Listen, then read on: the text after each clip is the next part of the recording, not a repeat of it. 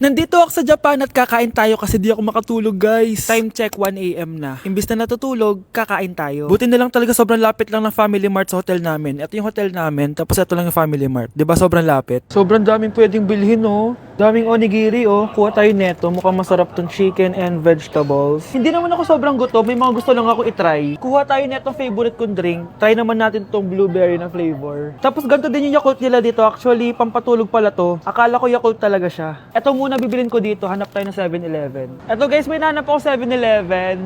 Parang masarap to, oh. Mukha siya lasagna. Tikman natin. Dito na lang natin siya kainin sa labas. Parang fantasy din kumain dito sa kalsada nila. Sobrang safe dito sa Japan, promise. Unahin na natin tong sushi.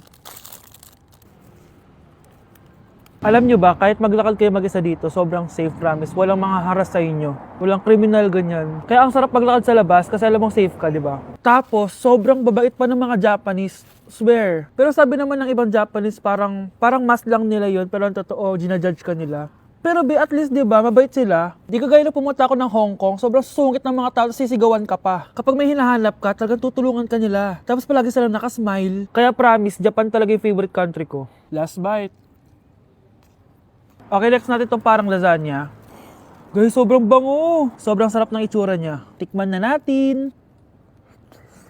Ang sarap! Ito din yung gusto ko sa Japan. Sobrang sarap ng mga pagkain nila. Like, promise. Wala pa kami natitikman dito sa Japan na hindi masarap.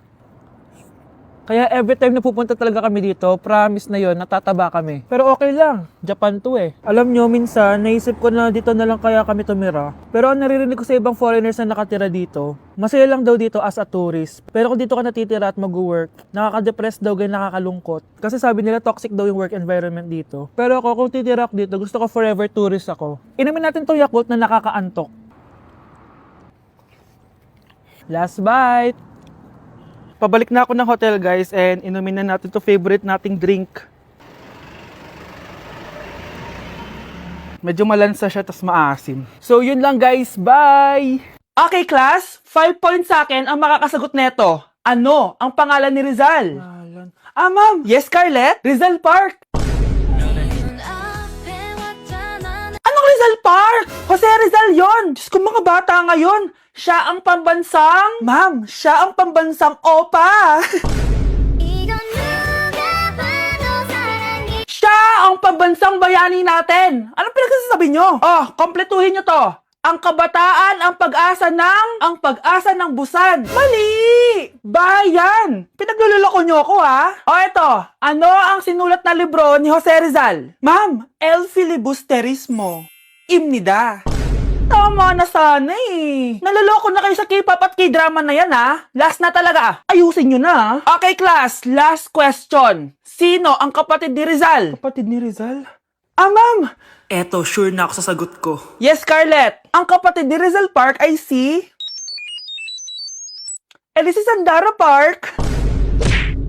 Update sa nawala kong passport. 9 o'clock na ng umaga at literal na wala akong tulog sa kaka-overthink ko. So pupuntahan ko na yung store kung saan ko naiwan yung passport ko. Lord, sana nandun pa. Nag-search ako tapos 10 AM daw sila nagbubukas. So pupunta na tayo doon bago sila magbukas. So naglalakad lang ako papunta sa subway. Nandito na ako sa subway, guys, and kinakabahan na ako. Hindi ko talaga alam gagawin ko pag wala talaga dun. No, hindi pwede. Makakapag-Japan kami. Kasi sayang yung mga binayad ko, be. Guys, nakasakay na ako. Guys, nandito na tayo. Kinakabahan ako. Tapos naiihi pa ako. Guys, wish me luck, Lord. Please, sana nandun. Nandito na tayo sa Myeongdong, guys. Tapos dun yung papunta dun sa store. Ako lang pala mag-isa ngayon, guys. Hindi ko kasama si Honey Bunch. Solo traveler. Pinapaayos ko kasi siya ng mga gamit. Pag uwi ko dun sa hotel, diretso na kami airport. Ganun. Grabe sa isang katangahan. Sobrang mahal. Mahal maging tanga dito, guys. Wait lang, may napapansin ako. Parang ang fresh ko dito sa Korea. Yun ang glass skin, no? Ito yung store, yung tier. Diyan ko nawala yung passport ko. Look, tinitignan ako na ito, oh. Guys, may mga staff na. Try ko magtanong if may nakita silang passport. So, napansinin ako. Hello? Deadma challenge sila, guys. I left my passport yesterday here. Yes. Can you please check? Guys, ano nandito? Tinakabahan na ako. Lord, please. Magkakabait na ako, please. Hala, guys. Hala, ano tong hawak ko? Passport ko yata to. Yes, makakapag-Japan tayo, guys. Over naman, no? Hindi na siya nag-overthink. Iniisip ko ngayon, pupunta tayo ng Japan.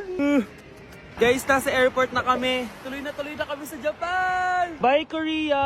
Ano masasabi mo? Alis na tayo ng Korea. Babalik pa ba tayo dito? Yes, at sana next time hindi mo na makakalimutan yung passport. Guys, naiiyak ako ngayon. Sobrang lala na nangyari sa akin. Imagine, 8 AM yung flight namin mamaya ni Honey Bunch. Nandito pa kami sa Korea. Tapos, ang nangyari, oh my gosh, grabe. Sobrang nakaka-stress. Bumili kasi kami dito sa cosmetic shop na tier. Tapos, edi may mga tax refund siya. Edi binigay ko yung mga passport namin, ganyan. Yung kay Honey Bunch na balik. Tapos ako, ang tanga ko kasi na-distract ako kay ate kasi marunong siya mag-Pilipino. Siyempre na-entertain ako ganyan. So anong nangyari, inaya na ako umalis ni Honey Bunch. Hindi ko man lang napansin na hindi ko nakuha yung passport. Sobrang tanga. Kumain pa kami, naglibot-libot pa kami. Like hindi ko man napansin. Pauwi na kami papuntang hotel. 600 pesos yung booking. 10 minutes lang kami nakasakay, tapos chinek ko yung bag ko. Sabi ko, bakit walang passport dito? Wala yung passport ko. Tapos naalala ko, naiwan ko pala doon sa tier shop. Ay, kanina sobrang nanginginig ako. Sobrang gusto kong umiyak. Problema pa is hindi pa siya 100% sure kung sa theater na naiwan yun. Hindi doon talaga, sure ako na sa tier ko talaga siya naiwan. So kailangan ko ulit mag-rebook ng flight namin papuntang Tokyo. Ang mahal. Grabe, kasi bukas na agad. Ang worst case scenario pa dito, baka na-misplace nila or nabigay nila sa ibang customer. Shit. Pumunta kami sa police station dito, tinawagan nila yung mga staff kaso hindi na daw kaya. May tumutulong sa amin kanina kaso hindi na talaga siya pwedeng buksan. Ngayon pa talaga ako sinusubukan ng panahon kung kailan last day na namin. Like ngayon pa talaga siya nangyari. Kasi pag hindi ko nakuha yung passport, wala. Uuwi na talaga kami ng Pinas. Kailangan ko kumuha ng emergency passport. Kasi imagine, bayad ko na lahat ng hotel namin sa Japan. Kung di kami matutuloy dun, parang nagsayang lang ako ng pera. Guys, update ko kayo mamaya kung makukuha ko yung passport ko or kung matutuloy pa yung Japan trip namin. Kuya, sundan mo yan. Sige po, ma'am. Sinasabi ko na nga ba eh. May tinatago ka sa akin. Ayan kuya, huminto ka dito. Magloloko ka na nga lang sa matanda pa. Hoy, bayad mo! Humanda ka talaga sa akin.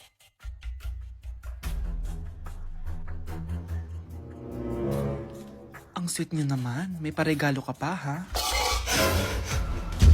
Ano yun? Scarlett? Anong ginagawa mo dito?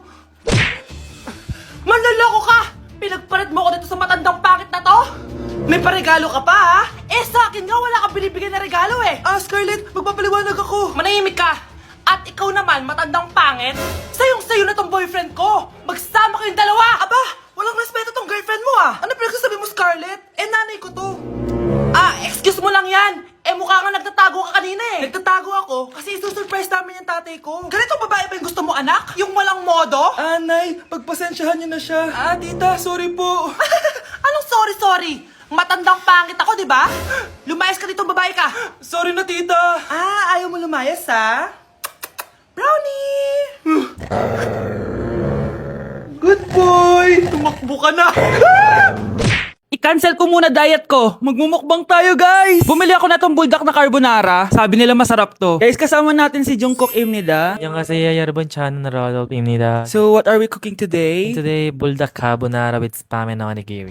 Okay, first step natin, pakuluan muna natin yung noodles. Meron din pala tayong spam, guys. Ilalagay na yung gatas. Sabi mo kung stop na, Jungkook. Go. Di pa? Ilalagay natin to lahat. Natatakam na ako, guys. Ilagay na natin yung cheese. Guys, kain na tayo. Sobrang naglalaway na ako. Kasama natin magmumukbang si Honey Bunch. Hello po. And si 중국입니다. kain na tayo.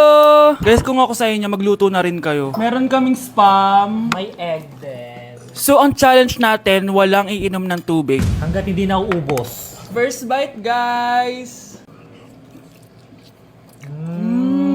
Sarap. With egg. Parang hindi talaga tayo magtutubig kasi hindi naman maanghang.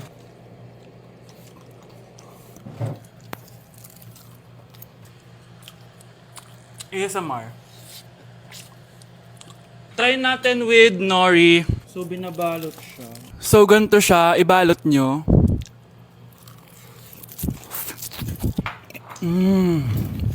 Sarap nito. Sobrang galing ni Jungkook magluto. Bilang native Korean talaga siya. So, ganito ba yung ginagawa niya pag nasa Korea ka? Yes, the samgyup. Tuwing finals at midterms nyo ba ito ginagawa? Thesis na box. Ito lang ang bag ko box. ASMR.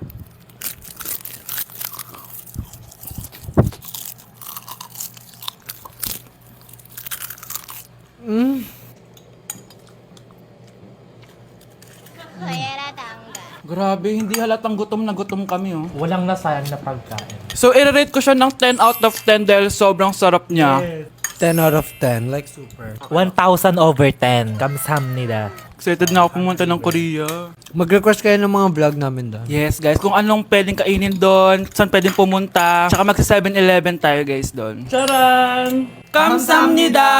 So, ayun lang naman, guys. Thank you for watching this video and see you on my next mukbang! Annyeong! Bye! Dapat ano? Aling goodbye sa ano? Inyong.